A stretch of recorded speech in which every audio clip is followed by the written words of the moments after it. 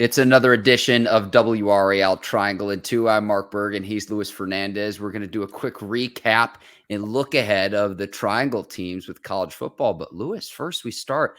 Bryce Young and the Panthers falling in week 1 to the Atlanta Falcons. Right off the bat, how do you think Bryce Young did in his debut for the Panthers on Sunday? He looked like a rookie starting his first NFL game on the road. You know, like you're polite. I don't think there's really my expectations for the Panthers this season is to just continue to grow and get better as the year moves on. I don't think he had a whole lot of help. That Panthers offense did not look fantastic, but I mean, it's week 1, and I think it's if you are a Panthers fan, what you want to see out of Bryce Young is continued growth over the course of the year. Week 1 should not matter in the grand scheme of things. You just want to see continued growth. So you have week 1 now. Now you need week 2 to be better. That's how I view it. Just try and get some picture. Here's where I look at this, Luis. I say this: none of the rookie quarterbacks won in their debut on Sunday. So Anthony Richardson loses, CJ Stroud loses. If you flipped Bryce Young and put him on this Atlanta Falcons team with Desmond Ridder, I think they'd be better off. And 100%. To me, it was like the Falcons have a really nice 1-2 punch with Algier in the backfield and then Bijan Robinson, the rookie out of Texas. And that, to me, was really the big difference in the game on Sunday. I have a lot of stocks in Tyler Algier, so I'm pretty happy with his performance. And the offense that Arthur Smith runs is very creative in its running game, especially. It plays to its personnel, which I think is important.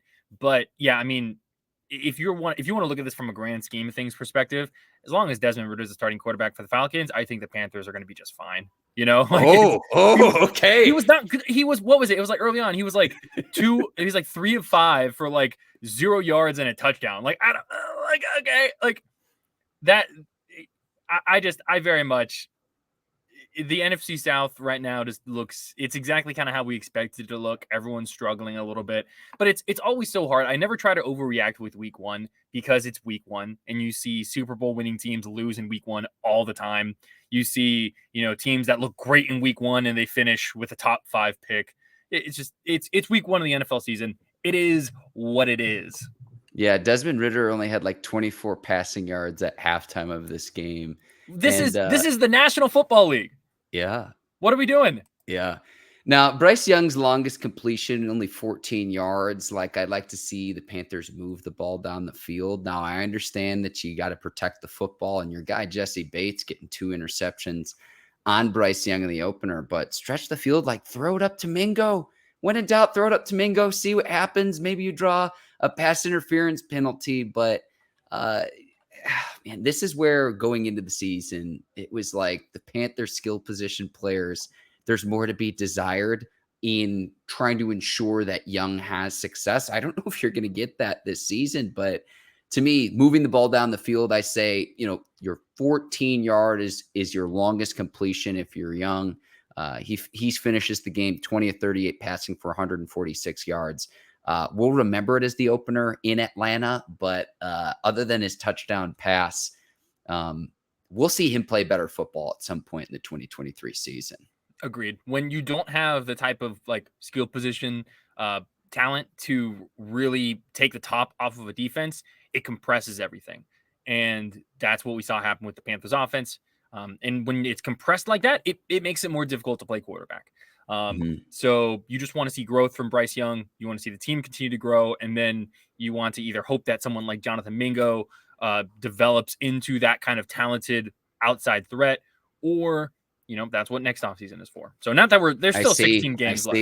See, week 2's must win for me, just given the statistical probability. On. No. You say this, and that's fine. It's the reality of your statistical probability. If you dig yourself an 0-2 hole to make the playoffs, the odds are against you. But Point blank, period, Luis. That's fair. 0-2 is a tough hole, but it's also in the context of the NFC South. I think that's important. Okay.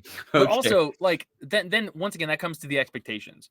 Like, if your expectations for the Carolina Panthers this year are to make the playoffs, then yes, I understand how next week is a must win.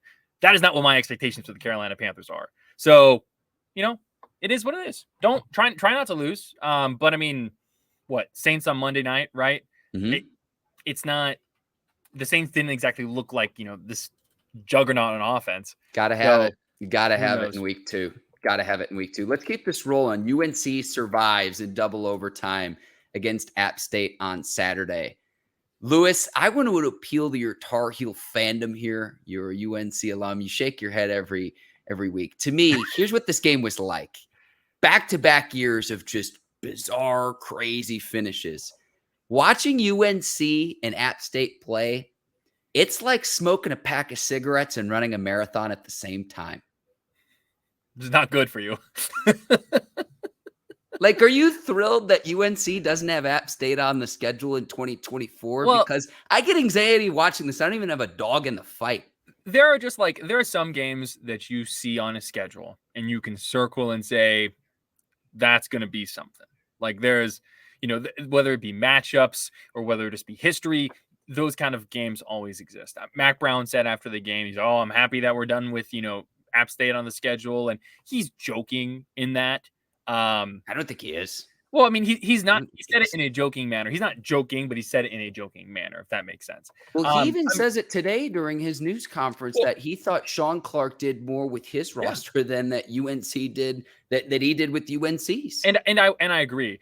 I think that it's when you're in those kind of games, right? It's the way Mac Brown has kind of phrased it, is all the pressure is on UNC to win that game versus for App State to do anything. They get to kind of play free, they get to play loose. I think that's fair. I also think the good teams, though, do not feel that pressure because they understand that they are better. That's kind of how I view it. I mean, it's like the teams that are always like in that kind of conversation of the college football playoff, the cream of the crop in college football, for better or worse, a lot of times they do not really play that many difficult teams in the non-conference schedule. App State's always someone who's going to bring it, especially against UNC. I mean, it's the same thing when like NC State and ECU played each other at the beginning of last year. Mm-hmm. You saw that day in the schedule. You're like, all right, well, that's going to be quite a challenge in the first week. And ECU almost pulls off the upset, just like App State almost pulled off the upset this week. So yeah, it's just whenever you have those kind of local rivalries, it makes the game it makes the game always a little more interesting. And I think too, like it's more fun. I love when you have those types of things in college athletics. I think from the perspective of like a college football fan, 100%, like let's just do like a round robin of just local teams playing each other in non-conference. That would be so much fun. If you are a UNC fan though, I think you're like, okay, time to move on. You're thrilled. Deep down, if we gave Luis Fernandez truth serum, you were thrilled that UNC survives. And I want to say this. I hope this doesn't become a trend again of Drake May and the offense having to bail out the defense, because I wrote down in my notes, and this has been a theme going into this season for the Tar Heels, is will the defense prevent Drake May from being at that Heisman Trophy ceremony later on in the season? And give up 34 points to App State. What defense shows up compared to what we saw in the opener against South Carolina? Then, this upcoming weekend against Minnesota, how do you respond to that? And it's a Minnesota team that comes into Chapel Hill also with a 2-0 record. Well, I think part of this too, right, is I don't think the defense would prevent Drake May from getting to the Heisman. If anything, I think it's going to be the UNC play calling that does.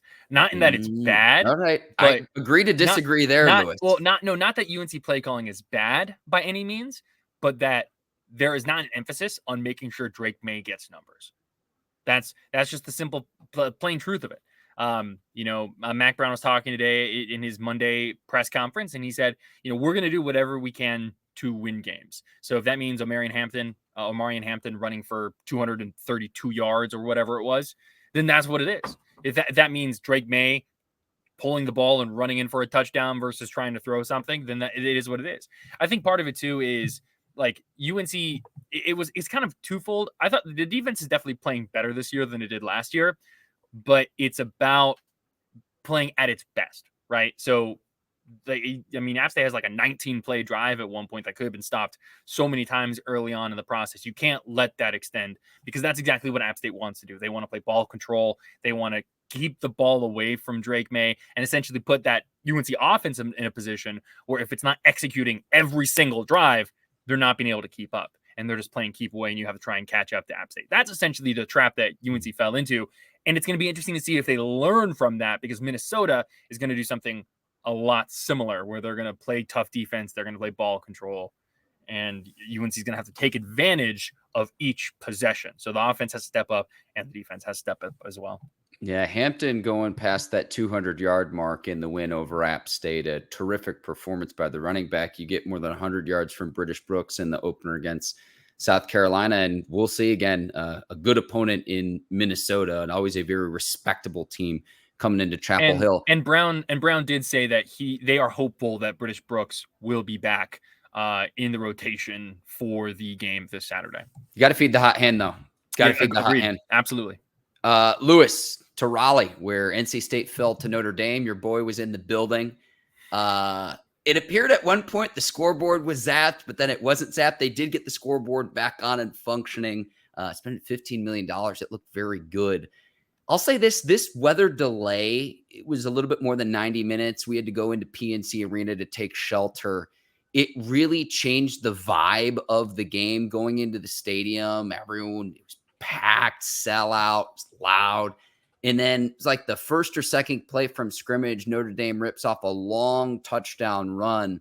And it was the very first play back from the weather delay. Yeah. The very first play. There was a sequence, though, Lewis, and I've got it charted out in our notes, where I thought there was the game hung in the balance and NC State just didn't take advantage.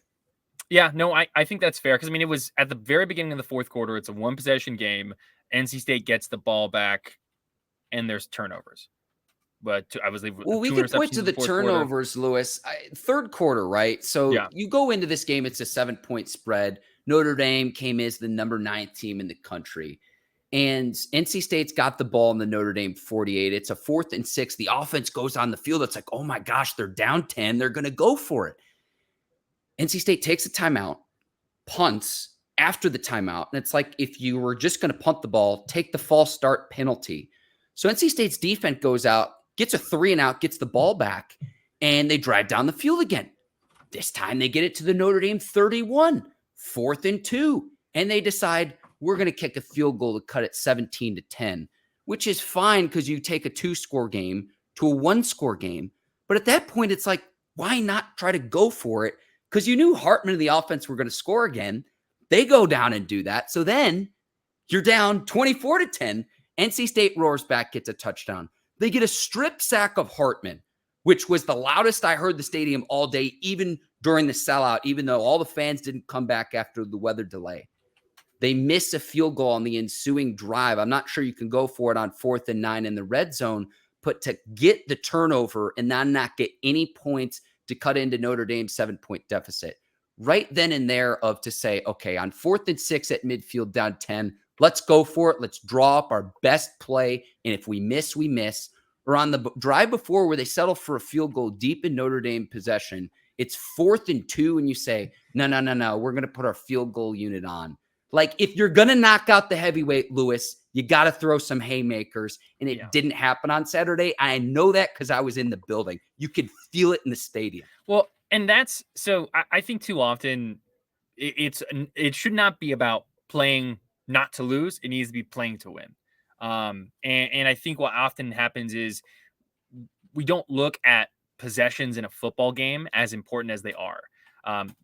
Especially when you have like an offense that you were going up against like Notre Dame, they're going to possess the ball. They're going to go down. They're going to score points. So it's about making timely stops and scoring points on your own end as well. And so you have to look at each possession as incredibly important and pivotal and trying to get as many points as you can out of it. Yeah, I agree. I'm always, if you are deep in a team's territory, especially in college football, if it is a 4th and manageable, in my mind, you at least need to think about going for it. So, I would like to see NC State's offense be more aggressive. I thought that was a little bit of what we were going to get with the new look, kind of, Brennan Armstrong, Robert and I offense. We're still going to need some more time to see. But, I mean, obviously, now that you lose Notre Dame, it kind of sets up the rest of the schedule in a totally different way. The good news for NC State is they have VMI, who should not pose a problem for them on Saturday. You would think so, and it's tough because Notre Dame, you could just tell we're just bigger. I mean, they have some big dudes, and they limited NC State to 84 yards rushing in this one. Yeah. On 30 carries. Yeah. And then Armstrong, 22 of 47. I mean, he's trying to make plays, but it wasn't enough. You'll get to regroup this week against VMI, but there was an opportunity in that game. And maybe it's a little bit different if the weather delay doesn't happen and you get that raucous home crowd to rally your team too. The one thing I will say about NC State, the way they get their sidelines hyped, they always say the sideline tells the story. That's contagious, and I honestly think every program should take notes on that. And it's a lot of the players that that aren't going to get into the game, but they're going nuts cheering their teammates on. That's very contagious in terms of the energy that brings to the players that are on the field. Well, and that's what we saw with the first few possessions of that game, right? That defense and the defensive line in particular were just controlling the line of scrimmage. They were feeding off that energy. I don't know. I feel like it's kind of the same old that we're seeing with State, and so. It is not the end of their season by any means losing Notre Dame, but now is the time where you start to need to take these next few weeks to really get more in tune offensively, and then try and run through the ACC or do the best you can in the ACC. Two other things I noticed too, Lewis, guys with NFL futures. Joe Alt, the left tackle for Notre Dame, is going to be a first-round pick in this year's draft. He just completed his assignment every single play. There was nothing that was like, whoa. But massive human. And in a one-on-one scenario, he just never lost.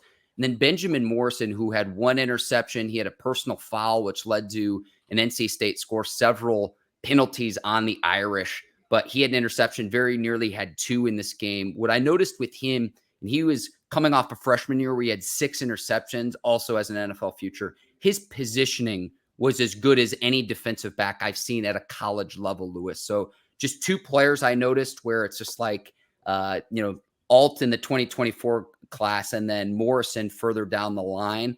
I want to make note of their contributions of players that we got to see in our backyard in Raleigh here this past weekend, Lewis.